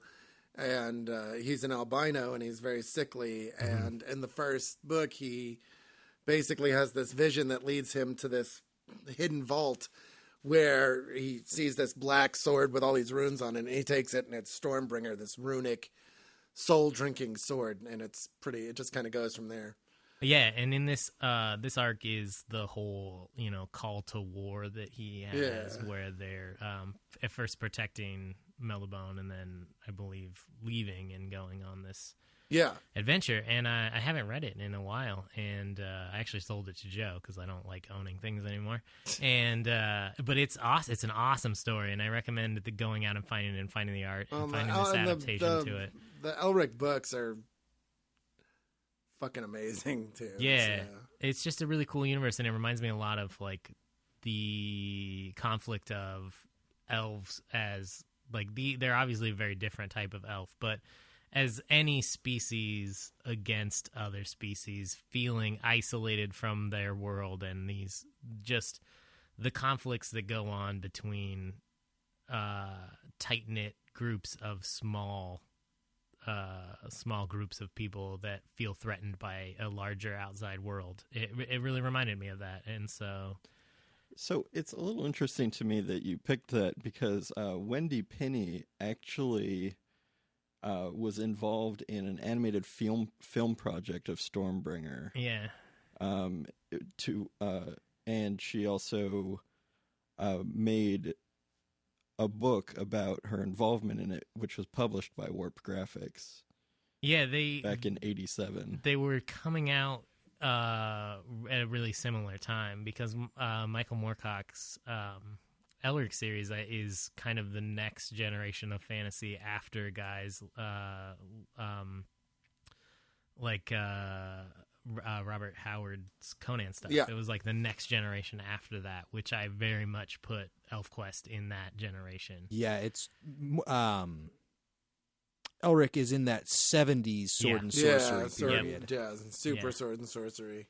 Kind of right at the birth of Dungeons & Dragons and Forgotten Realms. And actually it influenced Dungeons & Dragons with the whole order versus chaos. Yeah, that's a huge aspect. If you've ever played Dungeons & Dragons, you know that there are two kind of opposing forces of alignment. There's good versus evil, but then there's also law and chaos. And the law and chaos dynamic was very much an element of the 70s era of fantasy. Yeah. So yeah, I think Elric's a great example. If you're looking for more fantasy stuff from this era, that trade paperback was collected in 1986, but it's based on a novel from the 70s, and I believe the issues came out in the late 70s, early 80s. So definitely of that era, and something that I just found and was my first exposure to a much larger world, and I've never gone back to read more of that world, but I absolutely want to. So I know that this is a reference to a reference, but if you'd like that, you might also be interested in reading The Chronicles of Amber by Roger Zelazny, which is in some ways very similar. It's another law versus or order versus chaos story, and it's of kind of that same period. So they're both excellent. Weird recommendations because it was a book that we've already talked about, and then basically a novel series. But this kind of defies. I think you can get away with pitching a book we've talked about since. I mean, listeners of this episode probably didn't listen to that episode. Well, hopefully they've gone back and listened to every episode. Yeah, they did because they're love playing a fucking long at home. I refuse to believe that nobody didn't read this book before they listened to this. We went around to their houses last week. I refuse to believe that. So, anyway, well, yes, but Prophet was episode 9. 10. 9, yeah. 9. That's why I always think of Prophet issue 1 is 9. Yeah. Because it was our episode 9. That's why my brain is broken. That makes sense. Because numbers don't make sense in my head. Anyway, so those are recommendations, good recommendations. If you liked Elfquest, go check out all of those. I know that I've enjoyed all of the ones that you guys pitched. So now's the moment you've been waiting for. Yeah. And what are we going to destroy our brains reading next? It's the moment I know Jard has been waiting for it too. Because when I said I wasn't going to pitch this book, he's like, I can't fucking believe you guys are going to wait and make me pick it. So, boys and girls, listeners of all ages. Don't do it, Joe. Pick something else. I am going to. I'm so desperately tempted to. I cannot even tell you just to be like, something else. And Jared would just be like, I promised Joe that I would pick something in return. We made a deal. However, I probably am going to break that deal. So that's fine. Well, shit. I'll go ahead and pick it. We need to get it out of the way anyways, because after this, no more complaining, and we can get it out of the way quickly. Plus, and this will be a great reason for me to yell at Eric Mannix some more about having not read it. That's true. Which I do on a weekly basis. So what are we reading, Joe? We are going to read, Chard and I pretty much agree on this point, what is probably the best superhero comic coming out right now, Invincible.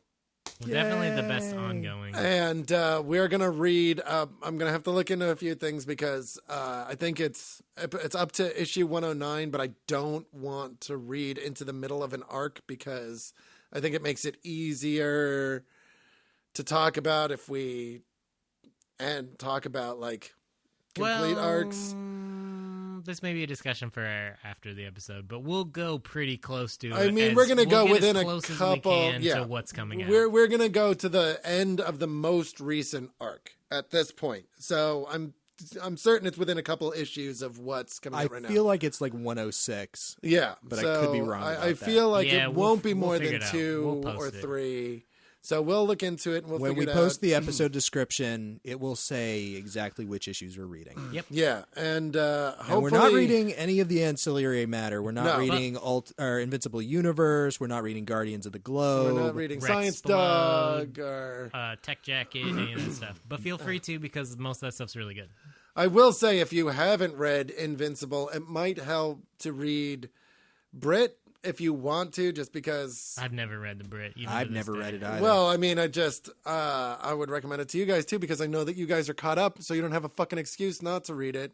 It's not necessary, Joe, but it put out helps. several shows a week. all of which I am on and edit and record. So you guys might have a lot of time on your hands. Anyways.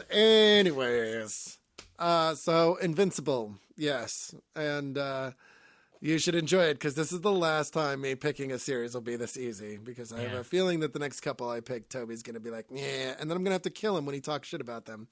Well, if they're the ones that you mentioned earlier today, I know one I'm kind of meh about, and the other I've never read, but I'm determined to hate just because I know it will frustrate you. Well, I just want you to remember that I was nice about Elfquest. I could have been a dick, but I wasn't.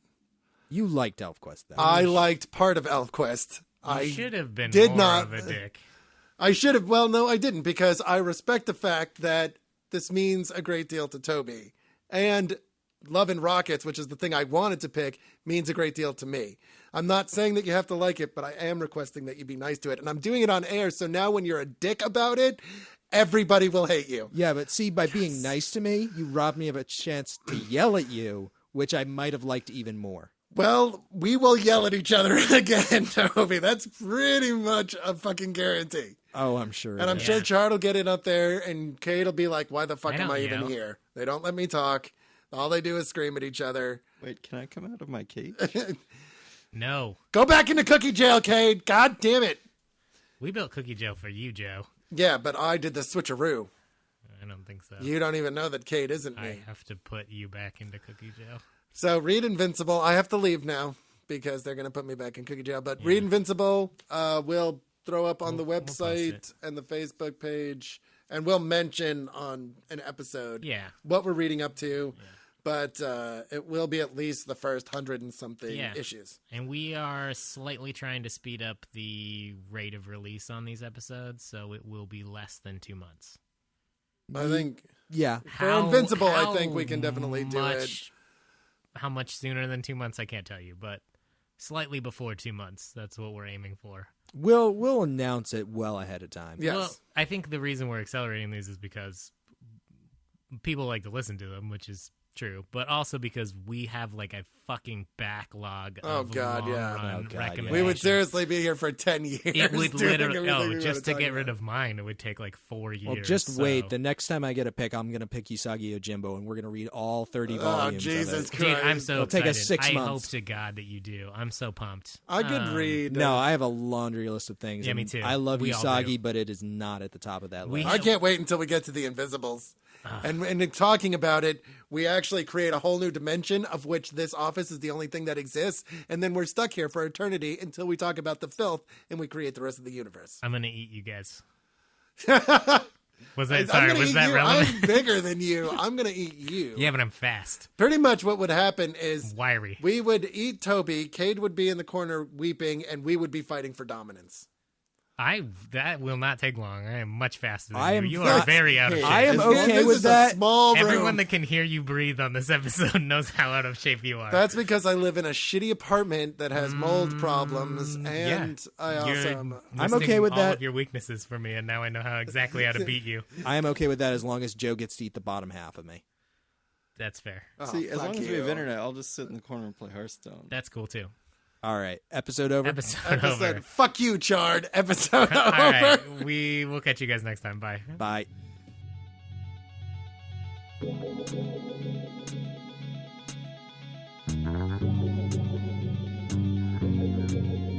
Thank you for listening to View from the Gutters. I hope our recommendations have inspired you to go out and find some new comics you'll enjoy. Join us next time for a discussion of our selected title, but like every week, we encourage you to read all of the recommended books. In the meantime, please leave us an iTunes review. It really does help new listeners find the show. You can also like us on Facebook, subscribe to our YouTube, and follow us on Twitter at ViewFRTHGutters. Feel free to email us at contact@viewfromthegutters.com. Please send us any questions, comments, or recommendations you might have. Be sure to subscribe to our YouTube channel as we post new videos every week. And thanks again for listening. And as always, keep reading.